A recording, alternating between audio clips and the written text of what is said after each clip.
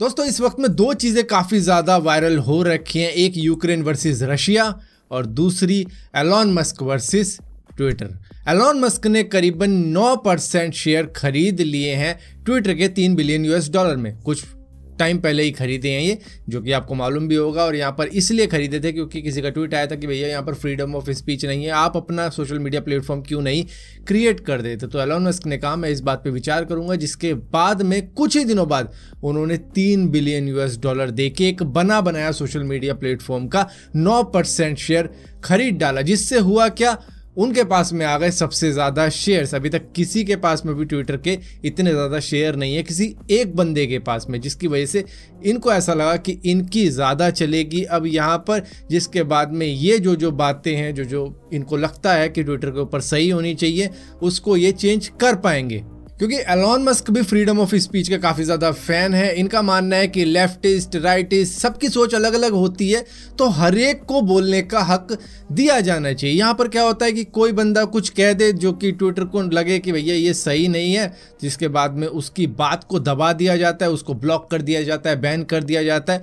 बेशक से वो एक सिंपल अपना ओपिनियन दे रहा हो, लेकिन किसी गवर्नमेंट ने अगर कहा ना कि भैया ये चीज़ ये गलत बोल रहा है, इससे हमारी सोच मिलती जुलती नहीं है, तो आप ऐसा करो, इसको बैन कर दो, डिलीट कर दो, टर्मिनेट कर दो, इसकी पूरी लंका लगा दो। जिसके बाद में वो बेचारा अपनी बात ही नहीं रख पाता, और वो बात जो कि लोगों की बात होती है वो लोगों तक पहुंच ही नहीं पाती है, और बस सबकी जुबान वहीं पर दबा दी जाती है। जिसकी वजह से फ्रीडम ऑफ स्पीच अब ट्विटर के ऊपर भी इतनी खुली नहीं रही है। अभी भी है, लेकिन अगर आमने सामने की बात की जाए तो उससे तो ज़्यादा ही होगी, लेकिन फिर भी वो फ्रीडम ऑफ स्पीच नहीं है जो कि चाहिए थी लोगों को।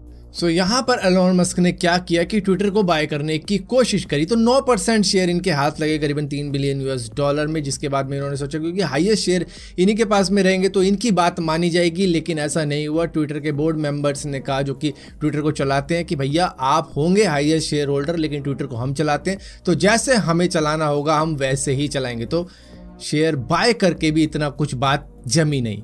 अब इसके बाद में इनके दिमाग में आया कि चलो ठीक है, अभी मेरी नहीं चल रही, तो मैं ऐसा करता हूँ पूरे ट्विटर को ही खरीद लेता हूँ करीबन 43 यानी $43 बिलियन के अंदर। लेकिन यहाँ पर सऊदी अरेबिया के प्रिंसेस, जिन्होंने काफ़ी ज़्यादा पैसा ट्विटर के ऊपर लगा रखा है, उन्होंने इस बात को अपोज कर दिया कि नहीं, ऐसा नहीं होगा, हम ट्विटर को, एलॉन मस्क को इतने में नहीं बिकने देंगे। क्योंकि वो नहीं चाहते कि फ्रीडम ऑफ स्पीच ट्विटर के ऊपर आए, क्योंकि सऊदी अरेबिया के अंदर कौन सी फ्रीडम ऑफ स्पीच है। आपको याद ही होगा जमाल खशोगी के बारे में कि किस तरीके से उनका खात्मा किया गया था, और अब तक किसी को उनकी बॉडी तक नहीं मिली है। सो यहाँ पर एक बात साफ हो गई कि सऊदी अरेबिया के प्रिंसेस, जिन्होंने अपना पैसा लगा रखा है ट्विटर के ऊपर, वो नहीं चाहेंगे कि एलॉन मस्क इसको सारा का सारा खरीद ले।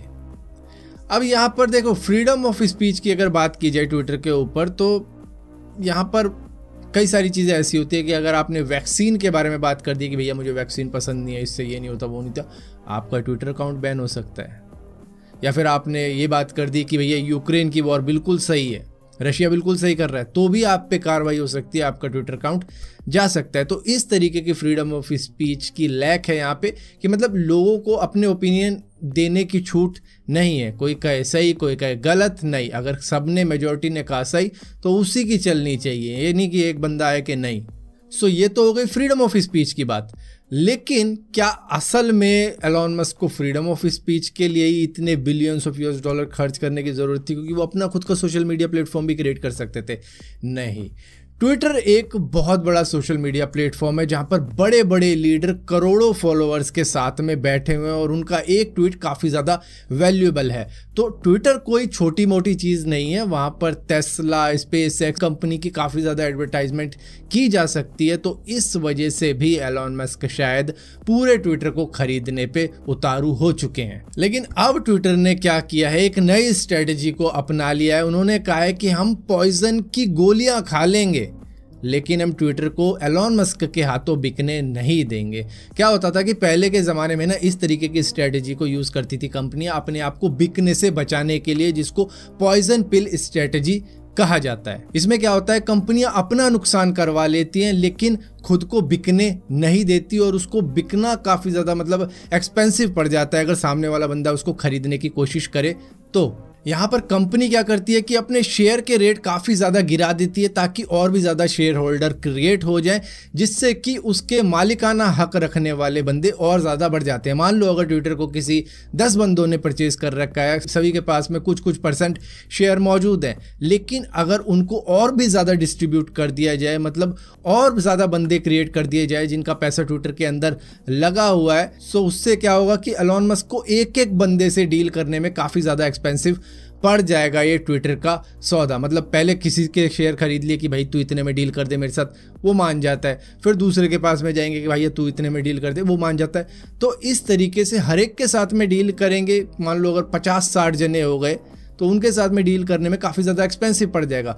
अभी अगर 10-15 जने हैं तो मान लो 10-15 जनों को वो निपटा देंगे कि एक एक दिन में एक एक जने को निपटाएंगे, ले इतने बिलियन पकड़, तू इतने बिलियन पकड़, वो सारे मान जाएंगे इतने में। लेकिन इसको और भी ज़्यादा मुश्किल करने के लिए अपने ओनर और ज़्यादा बढ़ा दो। तो यही है पॉइजन पिल स्ट्रैटेजी जो कि ट्विटर ने अपना ली है कि भैया एलॉन मस्क के हत्थों नहीं बिकना है हमें।